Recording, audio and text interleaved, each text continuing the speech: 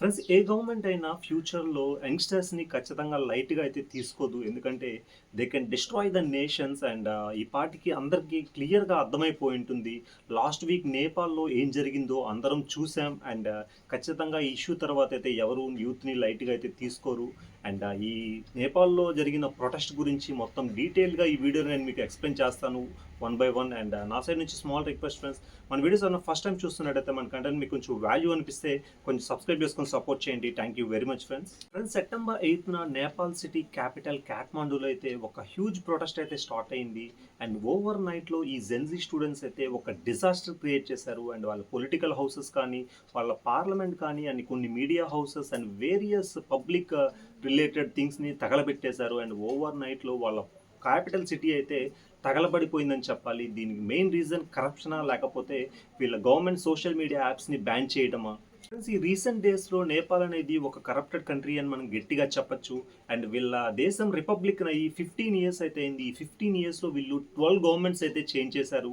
And వీళ్ళ దేశ ప్రజలకి ప్రాపర్ ఫెసిలిటీస్ అయితే లేవు. అండ్ ఎడ్యుకేషన్ పరంగా కానీ, హాస్పిటాలిటీ పరంగా కానీ, హౌస్ అలవెన్సెస్ పరంగా కానీ, లేకపోతే వీళ్ళ డైలీ నీడ్స్కి సంబంధించిన ఎటువంటి ప్రాపర్ గ్రోసరీస్ కూడా గవర్నమెంట్ అయితే ప్రొవైడ్ చేసే స్థితిలో లేదు. అండ్ ప్రజలందరూ చాలా పెద్ద క్రైసిస్లో ఉన్నారు. అండ్ గవర్నమెంట్కి వ్యతిరేకంగా ఉన్నారు. ఫ్రెండ్స్ ఈ కేపీ శర్మ ఓలీ గవర్నమెంట్ అయితే రీసెంట్ డేస్లో చాలా పెద్ద కరప్షన్ అయితే చేసింది. అండ్ అది ఎక్కడా బయటపడకుండా చూసుకుంది. అండ్ వీళ్ళు ఒక టైంలో చైనాతో చేతులు కడిపి ఇండియాను కూడా తిట్టారు. అండ్ మనం ఎంత హెల్ప్ చేసామో వాళ్ళైతే మర్చిపోయారు. ఫ్రెండ్స్ ఎంత పెద్ద గవర్నమెంట్ అయినా ఎక్కడొక్కడ ఒక చిన్న తప్పు అయితే చేస్తారు ఖచ్చితంగా. And all of the sudden September first వీక్లో వీళ్ళు 26 సోషల్ మీడియా యాప్స్ అయితే బ్యాన్ చేశారు. అండ్ ఇదే వీళ్ళు చేసిన పెద్ద మిస్టేక్ అని చెప్పాలి. అండ్ జెన్జీ స్టూడెంట్స్ అయితే ఇదే అడ్వాంటేజ్గా తీసుకొని చిన్నగా పీస్ఫుల్గా ప్రొటెస్ట్ అయితే స్టార్ట్ చేశారు ఇనిషియల్లీ. ఫ్రెండ్స్ ఈ జెన్జీ స్టూడెంట్స్ అంటే 1995 టు 2010 బార్న్ పీపుల్. అండ్ వీళ్ళందరూ యంగ్స్టర్స్ అండ్ బర్నింగ్ బ్లడ్ అని చెప్పొచ్చు మనం. ఫ్రెండ్స్ ఇనిషియల్గా ఈ జెన్జీ స్టూడెంట్స్ అయితే చాలా పీస్ఫుల్గా ప్రొటెస్ట్ అయితే చేశారు. వీళ్ళు చెప్పేది ఏంటంటే ఈ గవర్నమెంట్ ఏదైతే కరప్ట్ చేస్తుందో ఆ కరప్షన్ని ఫస్ట్ ఆఫ్ ఆల్ ఆపాలి. అండ్ ఈ కరప్టెడ్ లీడర్స్ ఎవరైతే ఉన్నారో వాళ్ళని పదవి నుంచి తీసేయాలి. అండ్ ఈ బ్యాన్ ఏదైతే ఇంప్లిమెంట్ చేశారో ఈ సోషల్ మీడియా మీద దాన్ని రివోక్ చేయాలని చెప్పి వీళ్ళు చాలా పీస్ఫుల్గా ప్రొటెస్ట్ అయితే స్టార్ట్ చేశారు. అండ్ గవర్నమెంట్ దీన్ని లైట్గా తీసుకొని పోలీసులను అయితే పంపించింది. షూట్ అండ్ సైడ్ ఆర్డర్స్ కూడా జారీ చేశారు. అండ్ పోలీసులు అయితే ఈ ప్రొటెస్ట్ చేస్తున్న వాళ్ళ మీద tear gas and rubber bullets use చేసి ఆల్మోస్ట్ ఒక 20 మెంబర్స్ అయితే చనిపోయారు ఈ ఇన్సిడెంట్లో. బట్ అప్పటికి వీళ్ళు చాలా పీస్ఫుల్గానే ప్రొటెస్ట్ చేశారు. Friends all of the sudden ఈ జెన్జీ స్టూడెంట్స్ అయితే సెప్టెంబర్ 8న ప్రొటెస్ట్ అయితే సివియర్ చేశారు. ఒక పోలీస్ వెహికల్ వచ్చి ఒక పర్సన్ని హిట్ చేయడంతో ఆ పర్సన్ అక్కడికక్కడే చనిపోయాడు. అండ్ జెన్జీ స్టూడెంట్స్కి ఇది నిజంగా చాలా కోపం తెప్పించింది. అండ్ ఒక్కసారిగా ఓవర్ నైట్లో వాళ్ళ క్యాపిటల్ సిటీని తగలబెట్టేశారు. వాళ్ళ పొలిటికల్ హౌసెస్ కానీ, లైక్ వాళ్ళ మీడియా హౌసెస్ కానీ, అండ్ వాళ్ళ పార్లమెంట్ అండ్ సుప్రీం కోర్ట్, వాళ్ళ ప్రైమ్ మినిస్టర్ హౌసెస్ అండ్ ప్రతి ఒక్కటి తగలబెట్టేశారు. అండ్ గవర్నమెంట్కి సంబంధించిన చాలా ప్రాపర్టీస్ని అయితే వీళ్ళు డిస్ట్రాయ్ చేయడం జరిగింది. ఫ్రెండ్స్ ఏదేమైనా కానీ గవర్నమెంట్ అయితే వీళ్ళని సీరియస్గా తీసుకోలేదు ఇనిషియల్గా. అండ్ ఇనిషియల్గా గవర్నమెంట్ అయితే వీళ్ళ గురించి పట్టించుకొని ఉంటే ఖచ్చితంగా ఇంత డిజాస్టర్ అయితే జరిగేది కాదు. బట్ ఏదేమైనా కానీ ఫింగర్స్ క్రాస్, ఈ జెన్జీ స్టూడెంట్స్ అయితే ఓవర్ నైట్లో ఒక డిజాస్టర్ క్రియేట్ చేశారని చెప్పాలి నేపాల్లో.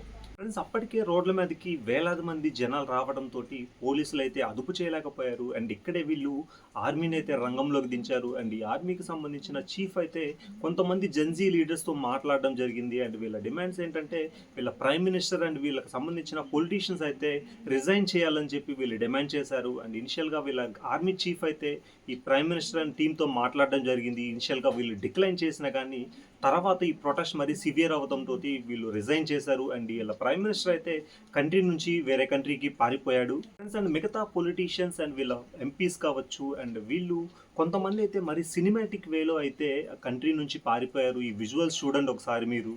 ఫ్రెండ్స్ ఇలా పార్టీకి సంబంధించిన కొంతమంది పొలిటీషియన్స్ కానీ వాళ్ళ పిల్లలు కానీ ఈ సోషల్ మీడియాలో పోస్ట్ చేసిన వీడియోస్ అయితే వాళ్ళ కంట్రీలో బాగా వైరల్ అయ్యాయి. అండ్ ఆ వీడియోస్ వీళ్ళ నార్మల్ పీపుల్ చూసి గవర్నమెంట్కి అగేన్స్ట్ అవ్వడంతో ఈ గవర్నమెంట్ అయితే ఈ సోషల్ మీడియాని ఎలా అయినా బ్యాన్ చేయాలని చెప్పి డిసైడ్ అయ్యి ఈ సోషల్ మీడియా ఎవరైతే ఉన్నారో వాళ్ళతో ఈ గవర్నమెంట్ నామ్స్కి రిజిస్ట్రేషన్ చేసుకోమని చెప్పారు. అండ్ వాళ్ళు డిక్లైన్ చేయడంతో ఒక్కసారిగా అయితే బ్యాన్ చేయడం జరిగింది. అండ్ ఆ తర్వాత ఏదైతే జరిగిందో ఖచ్చితంగా అది ఒక డిజాస్టర్ అనే చెప్పాలి మనం.